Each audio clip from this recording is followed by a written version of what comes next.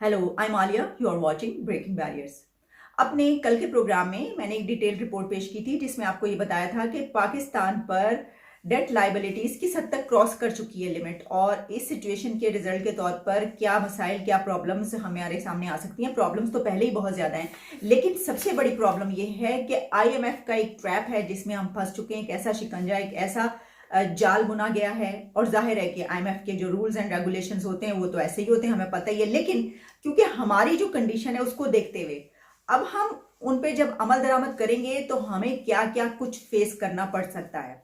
यहां तक बात हुई कि जी जो इकोनॉमिस्ट हैं, जो एक्सपर्ट्स हैं, वो ये कह रहे हैं कि डिसॉल्व की सिचुएशन है, डिफॉल्ट का जो है वो प्रॉब्लम ना हो जाए। लेकिन अभी तो सिर्फ यही बात की थी और उस पर मैंने एक सरसरी तस्करा किया था। मैंने कहा था, आपको सिर्फ ये बताया था कि जो सऊदी अरेबिया के साथ पाकिस्तान का एक एग्रीमेंट, $3 बिलियन से ज्यादा का जो एग्रीमेंट हुआ था, जो कि वहां पर जब last visit prime minister Imran Khan ने किया था तो एमबीएस के साथ जो मीटिंग हुई थी उसके तहत एक ये एग्रीमेंट हुआ कि जनाब अब वहां से सऊदी अरेबिया हमें $3 बिलियन जो हैं वो रिजर्व के तौर पर रहेंगे स्टेट बैंक ऑफ पाकिस्तान में। इसके अलावा उधार तेल मिला करेगा, और उधार तेल जो है वो तकरीबन $100 मिलियन जो है वो मंथली हमें दिया करेगा। लेकिन ये याद रखिएगा कि ये हम इसी तरह नहीं ले रहे, इसके ऊपर हमें पाकिस्तान को 3.8% मार्जिन भी देना पड़ रहा है।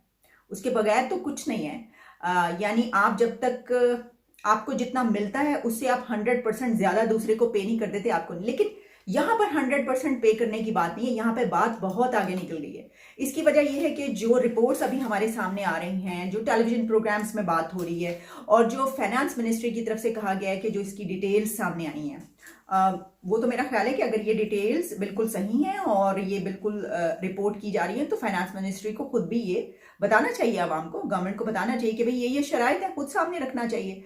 मैं अगर आपको इसकी कंडीशंस कुछ बता दूं तो इसमें प्रॉब्लम सबसे बड़ी ये है कि ये भी एक ट्रैप है, और ये तो मुझे आईएमएफ से भी ज्यादा बड़ा ट्रैप लग रहा है। ठीक है, सऊदी अरेबिया से हमारे बरादराना ताल्लुकात है, लेकिन जो इसमें कंडीशंस हैं, क्या कैबिनेट का कोई मेंबर इस काबिल नहीं है कि वो इनको देखता इन कंडीशंस को, और उसमें ये जुर्रत होती कि वो इनकार कर पाता। कैबिनेट के किसी मेंबर ने इन कंडीशंस को देखते हुए ये नहीं कहा कि नहीं हम ऐसा क्यों कर रहे हैं। ये तो हमें, यानी हर पॉइंट पर डिफॉल्ट होने की बात की जा रही है। हर पॉइंट पर ये कहा जा रहा है कि अगर डिफॉल्ट हो गए तो ये होगा, और अगर ये करेंगे तो डिफॉल्ट हो जाएंगे। तो हर पॉइंट पर जब ये बात की जा रही हो आपके मुल्क के बारे में, तो क्या कोई ऐसा मेंबर उठ के ये उसने नहीं कहा कि आप ये किस तरीके से कर सकते हैं, और पूरी की पूरी कैबिनेट ने इसकी अप्रूवल दे दी। मैं आपको बताती हूं कि वो क्या कंडीशंस हैं। पहली कंडीशन तो इसमें यह है कि पाकिस्तान को इस एग्रीमेंट के बाद किसी भी सूरत डिफॉल्ट नहीं होना। अगर ऐसा हो जाता है तो $3 अरब पर अगर पाकिस्तान डिफॉल्ट कर जाता है तो किंगडम ऑफ सऊदी अरेबिया क्या करेगी? सऊदी अरेबिया ये करेगा कि कोई भी पाकिस्तान की प्रॉपर्टी जो है उसको अटैच कर सकता है। इसके अलावा अगर सूद नहीं देता पाकिस्तान, अगर आप सूद नहीं देते तो तब भी डिफॉल्ट तस्वर किए जाएंगे। यही नहीं बल्कि जो नोटिस है, कि कम से कम नोटिस होता है ना किसी चीज का कि जी हम आपको इतना नोटिस देंगे, आप हमारी अमाउंट वापस कर दें, वो 72 आवर्स है।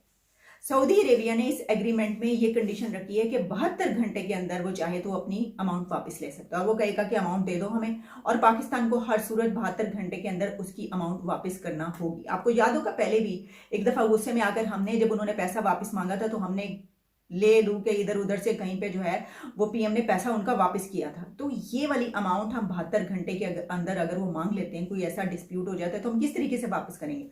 और ये भी कि अगर कोई डिस्प्यूट होता है ऐसा, फर्ज कीजिए, तो उसमें पाकिस्तान का लॉ नहीं चलेगा, उसमें सऊदी अरेबिया का लॉ चलेगा। यानी एक एक पॉइंट के जो उसके आगे भी जो उसका एक पॉइंट है, उसमें भी सऊदी अरेबिया ने अपना अपर हैंड रखा है। अपर हैंड क्या, यानी चली उसकी रही है। आईएमएफ का हम मेंबर नहीं रहते, कोई वजह ऐसी बन जाती है, हम आईएमएफ से बाहर निकलना चाहते हैं तो हम नहीं निकल सकते। अब इसकी वजह यह कि अगर आईएमएफ से बाहर निकलते हैं तो एक ट्रैप से निकलने के बाद जो दूसरा ट्रैप है वो कहता है तुम ऐसा कर ही नहीं सकते। सऊदी अरेबिया ने कंडीशन रखी है कि इस सूरत में भी अगर आईएमएफ से तुम निकलोगे तो तुम डिफॉल्ट। अगर इस एग्रीमेंट में मौजूद किसी भी क्लॉज पर हम अमल नहीं करते तो भी वो हमें डिफॉल्ट तस्वर करेगा। और अगर किसी इंटरनेशनल ऑब्लिगेशन पर पाकिस्तान के साथ कुछ ऐसा हो जाता है और उसमें उसका अपना कोई वो नहीं है, फॉल्ट नहीं है, लेकिन कोई ऐसी बात हो जाती है, तो ऐसी सिचुएशन में भी सऊदी अरेबिया ने इस एग्रीमेंट में यही रखा है। अब ये जो सपोर्ट फंड है ये हमें मिल तो रहा है और हमें मिल भी जाएगा, लेकिन सिर्फ $4 बिलियन के ऊपर हम ऐसी ऐसी शराइत मान रहे हैं कि जो अनबिलीवेबल है। को जो कोई भी कंट्री जो है नहीं मान सकता। इसकी वजह यह है कि इसके बाद सारा कंट्रोल सऊदी अरेबिया का है। तो इसका मतलब ये हुआ कि आईएमएफ और सऊदी अरेबिया अब पाकिस्तान पर राज करेंगे। अब ये हुकूमत, यहाँ का जो इक़्तिदार है वो उनके हाथ में है। यहाँ का स्टेट बैंक ऑफ पाकिस्तान की तमाम कंडीशंस इनके हाथ में हैं। वो जो चाहेंगे, जिस तरह चाहेंगे वो चलाएंगे। वो जो कहेंगे हमें मानना पड़ेगा।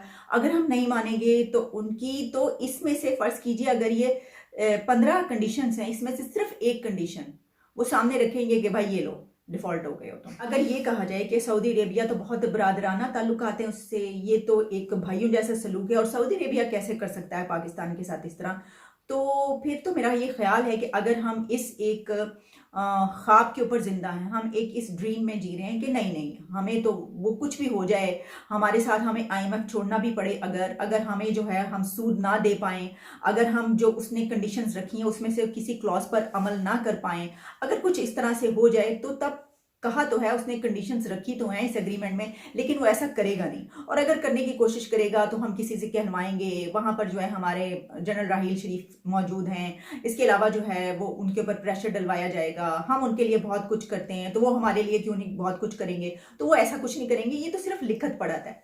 तो मेरा ये ख्याल है कि इस सतह पर, बल्कि एक छोटी से छोटे लेवल पर भी इस तरह की बात नहीं होती। जो आपने एग्रीमेंट लिख दिया, जो रिटन हो गया, और उसके ऊपर तो आपको अमल करना ही करना है। फाइनेंस मिनिस्ट्री को अगर ये कंडीशंस नहीं अप्लाई होती, या ये गलत बताई जा रही हैं, या ये इनमें से कुछ ऐड करके बताई गई हैं, या ये कि इनको एग्जेजरेट करके बताया जा रहा है, तो प्लीज़ फाइनेंस मिनिस्ट्री को इसके हवाले से पूरी एक डिटेल रिपोर्ट पेश करनी चाहिए और इस पे एक्सप्लेन करना चाहिए, बनता है, क्योंकि ये बहुत ही सख्त कंडीशंस हैं। इसके ऊपर अगर आप कोई $4 बिलियन के लिए अगर आप करते हैं कोई ऐसा मुआहिदा, तो इसको आप कैसे आगे तक लेकर जाएंगे और किस तरीके से इससे निकल पाएंगे। आईएमएफ से जो आपने एग्रीमेंट कर लिया उसमें आपने अपने आप को गिरवी रख दिया एक तरीके से, और आपने कहा कि बस ठीक है, अब वही आपके स्टेट बैंक को भी चलाएंगे, वही आपके तमाम इदारों को चलाएंगे। आप अपनी मर्जी से तो एक पत्ता भी नहीं हिला सकते, आपको आईएमएफ की कंडीशंस पर चलना पड़ेगा। तो अब पता ये चल रहा है कि वो सिर्फ आईएमएफ नहीं है, बल्कि अब सऊदी अरेबिया भी है,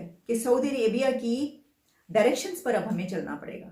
अब वो जो कहेंगे हमें वो मानना पड़ेगा। अब उन्हीं का कंट्रोल होगा हमारे इदारों पर, उन्हीं का कंट्रोल होगा हमारे स्टेट बैंक ऑफ पाकिस्तान पर।